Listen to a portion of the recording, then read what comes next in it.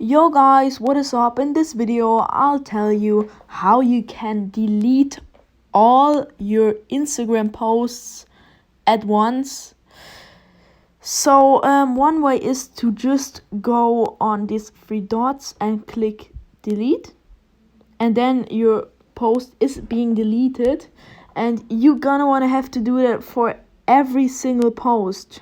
So I'm sorry to tell you this, but there's no way to delete all posts at once, except for if you use a third-party app, or